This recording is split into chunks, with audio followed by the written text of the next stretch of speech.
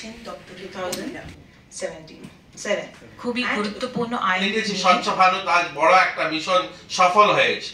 আমরা আগের যে শহর আগরতলা শহর বা অন্যান্য শহরে আমরা যখন যাই বেরোই, তখনকার শহর আর আজকের শহর অনেক বদলেছে, কারণ আজ সচেতন হয়েছে মানুষ, সবাই সেটাকে নিজেকে সামিল করেছে। আজ প্রত্যেক ছাত্র ছাত্রীরা যখন রাস্তায় বেরোয় আমরা দেখি সেখানে একটা চকলেট খেলে পড়ে সেই কাগজটা নিজে পকেটে ঢুকিয়ে রাখে। এই যে পরিবর্তন, আজ এই বৃদ্ধ বয়স্ক যাদের নিয়ে আমরা আলোচনা করছি, তাদের ভরণ পোষণ, তাদেরকে দেখাশোনা, তাদেরকে সম্মান করা, তাদেরকে বাড়িতে রাখা, সেটা জন আন্দোলনে রূপ নিতে হবে। প্রত্যেকটা স্কুলে ছাত্রদেরকে, আজ যখন আমরা 9-10 ছাত্ররা থাকে, কলেজে ছাত্ররা থাকে, সেখানেও এই অ্যাওয়ারনেসটা করতে হবে। আমরা দেখেছি আমাদের এই রাজ্যে অনেকগুলো বৃদ্ধাশ্রম তৈরি হয়েছে, এক দুটা না, অনেকগুলো। আমাদের আধিকারিক বলেছেন আশ্রয় যারা থাকেন সেটা অফিসাররা থাকেন সেখানে, তারা রিটায়ারমেন্টের পরে। আমাদের মহাত্মা গান্ধী যেটা বৃদ্ধাশ্রম রয়েছে নরসিংগড়ে, বিশাল বড় বৃদ্ধাশ্রম, কালকে আমি গিয়েছিলাম। এখানে একটা এনজিও চালায়, আপনারা জানেন, বড়জলাতে ধর্মনগর সংঘদ্বীপ চালায়। সরকার তার কাজ করছে, সরকার প্রতিনিয়ত এবারও সিদ্ধান্ত নিয়েছে অন্যান্য জেলাতেও বৃদ্ধাশ্রম তৈরি করবে। সেটা কি সমাধান? বৃদ্ধাশ্রম তৈরি করবে, 50টা বেড থাকবে, 100 বেড থাকবে, সেটা 1-2 বছর আবার পুরো হয়ে যাবে। কিন্তু এটা তো নিরন্তর প্রায় চলতে থাকবে, সরকার তার কাজ করবে। কিন্তু আমরা যে সমস্যাটার সমাধান কোথায়? সমস্যাটার সমাধান যখন আমরা সবাই মিলে নিজেদের পরিবারের মায়ের কথা, নিজের পিতার কথা, যে আমরা আমাদের পরিবারের একটা মানুষকেও বাড়ির বাইরে থাকতে দেব না, এটা যখন আমরা সবাই মিলে অঙ্গীকার করব, তখনই আজকে যে সেমিনার এটা সফল হবে। আমরা দেখি আমাদের এই রাজ্যে অনেকগুলো আজ বৃদ্ধাশ্রম তৈরি করার জন্য অনেক জেলার থেকে প্রপোজাল আসছে। আমাদের এখানে থাকার নেই, সংঘদ্বীপ জায়গা নেই সেখানে থাকার, সংঘদ্বীপের কোনো জায়গা নেই সেখানে থাকার মতো। সরকারি যে হোমগুলো সেখানে আর কোনো জায়গা নেই, সিট নেই, সেখানে আরো নতুন নতুন করতে হবে।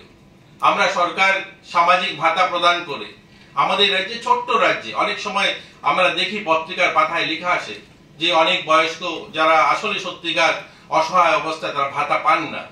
আমাদের কষ্ট হয়, কিন্তু একবার আমরা ভাবি না, এখানে যারা অফিসাররা আছে, যারা সাংবাদিক বন্ধুরা আছে, ভাবুন কতগুলো লোক ভাতা পায়। 4,10,000 লোক ভাতা পায় ত্রিপুরাতে, সামাজিক ভাতা দেওয়া হয়। তার মধ্যে একটা বড় সংখ্যা ভাতা দেওয়া হয় শুধু বয়স্কদের জন্য। এই বয়স্ক সংখ্যাটা ভাবুন, আমাদের পরিবার সংখ্যা এই রাজ্যে মাত্র 9 লক্ষ পরিবার, আর 4,10,000 পরিবার ভাতা যায়, অর্থাৎ প্রত্যেক 1-2 পরিবার পরে ভাতা পাচ্ছে। আমরা বলি কর্মচারী সংখ্যা এখানে প্রায় 1.5 লাখের উপর কর্মচারী সংখ্যা, পেনশনার আছেন, ব্যবসায়ীরা আছেন, সমৃদ্ধ পরিবার আছেন, আর্থিকভাবে সচ্ছল পরিবার আছেন, তারপরেও ভাতার সংখ্যাটা ভাবুন। সারা দেশের মধ্যে যদি জনসংখ্যার নিরিখে দেখবেন, সবচেয়ে বেশি সংখ্যা আমাদের এখানে ভাতা দেওয়া হয়। পরিমাণটা ওই ছত্তিশগড়ে নতুন সরকার আসার পর সেখানে ভাতা বাড়ানো হয়েছে অ্যামাউন্টটা, নতুবা ভারতবর্ষের সবচেয়ে বেশি অ্যামাউন্ট ভাতাও আমরা দেই এবং সংখ্যাটাও আমরা সবচেয়ে বেশি মানুষকে দিই। আমাদের এখানে শুধুমাত্র এটা বেদি নয়, আমরা দেখি গ্রামে ছেলে মেয়েরা এস্টাবলিশ, এরা ভালো ব্যবসা করেন, নিজেরা প্রতিষ্ঠিত হয়েছেন, মা বাবাকে আলাদা করে রেশন কার্ড আলাদা করে নিচ্ছেন। যখন রেশন কার্ড আলাদা করে নিচ্ছেন, এসে যাচ্ছেন যে সামাজিক ভাতার জন্য, তাদেরকে আর দেখছেন না। শুধুমাত্র সরকারি চাকরি করলেই নয়, আমাদের সচিব বলেছেন যে ওই ভদ্রলোক, অর্থাৎ যে পরিবার, ওই পরিবারের মা বাবার মৃত্যুর পরে ওই পরিবারের যারা যারা আইনের মাধ্যমে যারা ওই সম্পত্তির দাবিদার, তারাও উনাকে দেখাশোনার দায়িত্ব নিতে পারেন বা আইন মোতাবেক সেটা বাধ্য। আমরা ভাবি শুধু ছেলে মেয়ে দেখতে হবে, ছেলে মেয়ে নয়, এটা আইনের যখন বিষয় আসবে উনারা বলবেন। অর্থাৎ ওই বাড়ির ওই যারা বয়স্ক, যাদের কথা বলছি, ওই বয়স্ক ভদ্রলোক বা ভদ্র মহিলা মৃত্যুর পরে ওই সম্পত্তির যারা আইনত দাবিদার হবে, অর্থাৎ মামার বাড়ির দিকেও হতে পারে, অনেক সময় তার বাড়ির ছেলে সন্তান না থাকলেও ভাতিজাও কিন্তু, বা ভাতিজা ভাতিজি ভাগ্নি, ওরাও কিন্তু সেই সম্পত্তির দাবিদার হয়। এরাও কিন্তু ওনাকে দেখাশোনা করা বা ওনার ভরণ পোষণ করার দায়িত্ব নিতে পারে, এটা আইনেও রয়েছে। কিন্তু সেটা কেন বলবে, আইন কেন বলবে? আমরা কেন নিজেদের থেকে এগিয়ে আসি না? আমরা নিজেদের থেকে কেন সেটা করি না? আমরা দেখেছি আমাদের এখানে মহকুমা শাসকদের কাছে পুরো দায়িত্ব দেওয়া আছে। যদি কেউ সেখানে ক্লেম করে যে আমাকে ভরণ পোষণ দেওয়া হচ্ছে না, 3 থেকে 4 মাসের মধ্যে সেটা নিষ্পত্তি করতে হবে, এবং সেই নিষ্পত্তি হওয়ার আগ পর্যন্ত সেখানেও নির্দেশ দিতে পারে ওনাকে ভরণ পোষণ দেওয়ার জন্য। তো সবাই মিলে এই কাজটা করব। আমরা আইনি বিষয়গুলো যারা এক্সপার্টরা রয়েছেন, নিশ্চয়ই আমি তাপস বাবু রয়েছেন, স্বপন চৌধুরী রয়েছেন, উনি বলবেন। এরপরেও আরেকজন আসবেন, ওনারাও বলবেন, পুরো টেকনিক্যাল সেশন ওনারা নেবেন যে আমাদের কি করতে হবে অফিসাররা। কিন্তু আমি চাইবো আমাদের মাধ্যমে এই মেসেজটা যেন একদম নিচে পর্যন্ত পৌঁছায়, যে সবাই মিলে যতক্ষণ পর্যন্ত এই আন্দোলনে নিজেদেরকে সামিল না করব, তাহলে এই সমস্ত অনুষ্ঠানের সফল বা আমরা অন্যান্য কার্যক্রমগুলো করি, যে সরকারি কার্যক্রম যেভাবে চলে আসে ঠিক সেভাবে চলতে থাকবে। আজ থেকে আবার 5-10 বছর পরে এই ধরনের আরেকটা কার্যক্রম হবে, সেদিনও এরকমই আলোচনা হবে যে এখন 4টা বৃদ্ধাশ্রম হয়েছে, আর বাকি 4টা জেলাতে করতে হবে। একটা সময় আসবে বলা হবে মহকুমাগুলোতেও করতে হবে। এই বেদির থেকে আমরা বেরোতে পারবো না। এই বেদির থেকে তখনই বেরোতে পারবো আমরা প্রত্যেকটা মানুষকে যখন সচেতন করতে পারবো যে এটা শুধুমাত্র সরকারের দায়িত্ব নয়, এটা প্রত্যেকটা নাগরিকের দায়িত্ব। আমি আমার মা বাবাকে বাড়িতে রাখবো, সম্মান করব তাকে, কারণ এই মানুষগুলোরই অক্লান্ত পরিশ্রম, এই মানুষগুলোরই এত ত্যাগ তপস্যার ফল আমরা নিজেরা প্রতিষ্ঠিত হতে পারি। আমরাও এক সময় ওই বয়সে যাব, আমাদেরকেও এক সময় ওই আজ আমরা যেটা করছি সেটার জন্য নিজেরা প্রস্তুত থাকতে হবে। এই দিনটা আমাদের জন্য আসবে, তার জন্য এখন থেকে আমরা আমাদের মা বাবাকে সম্মান করব এবং বাড়িতে রাখার জন্য যতটুকু সম্ভব আমরা প্রয়াস করব। এই কথাগুলো বলে সবাইকে অভিনন্দন। সোশ্যাল ওয়েলফেয়ার সোশ্যাল এডুকেশন দপ্তরের উদ্যোগে আজকে যে সেমিনার, একদিনে এরকম একটা সেমিনার মাতা পিতা এবং প্রবীণ নাগরিকদের ভরণ পোষণ ও রক্ষণাবেক্ষণ, তাদের কল্যাণ সংক্রান্ত বিষয় নিয়ে আজকের এই সেমিনার। আমার আগের বক্তা মাননীয় তাপস রায়, আমাদের সচিব দপ্তরের, উনি বিস্তারিতভাবে আলোচনা করেছেন। উপস্থিত রয়েছেন স্মিতা মল, যিনি স্বাগত বক্তব্য রেখেছেন। আমাদের এই দপ্তরের ডাইরেক্টর রয়েছেন, এডিশনাল ডাইরেক্টর বিজন চক্রবর্তী রয়েছেন, স্বপন চৌধুরী, যিনি পুরো লিগেল বিষয়টা বলবেন। এছাড়াও অন্যান্য বক্তারাও আসবে, পুরো দিনের সেমিনার চলবে। মূল বিষয়টা হলো এমন একটা বিষয় নিয়ে আমাদের আজ আমরা সেমিনার করছি।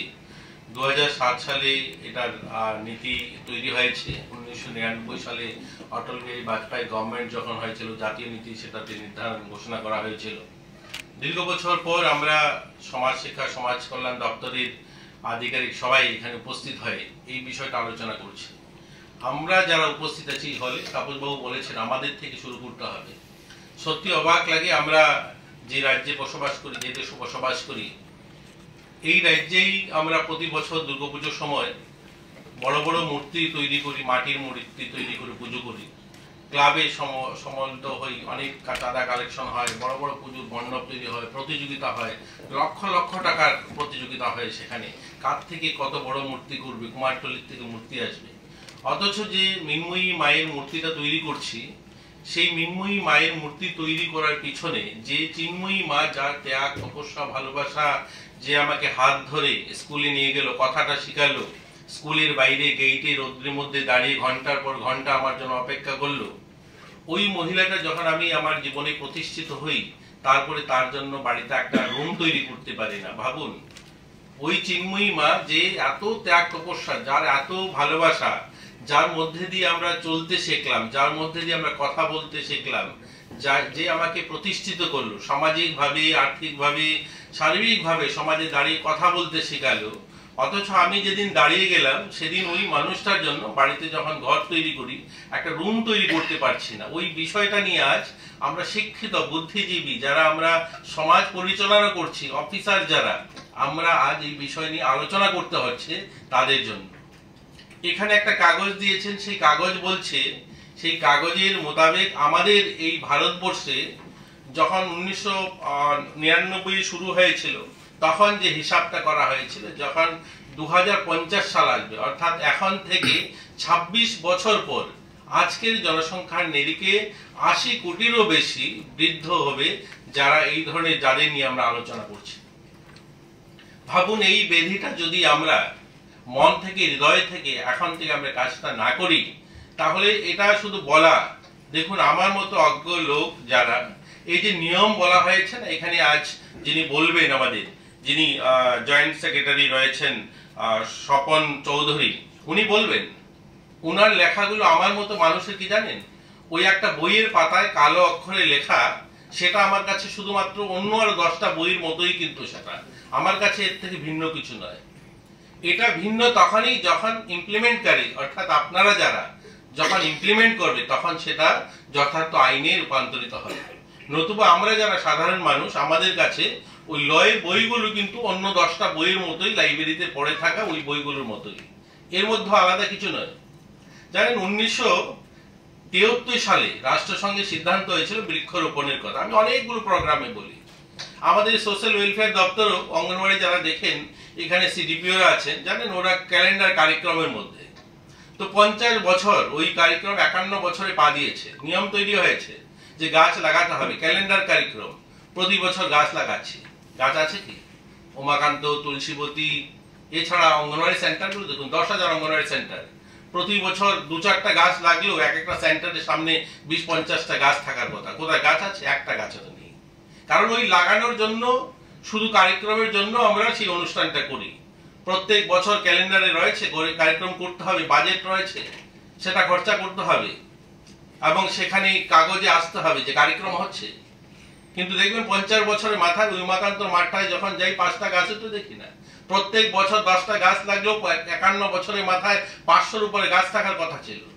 গাছ বাঁচানোর অনুষ্ঠান নাই, গাছ বাঁচানোর সংকল্প নেওয়া হয়নি, গাছ লাগানোর কার্যক্রম হয়েছে। পক্সো আইন তৈরি হয়েছে।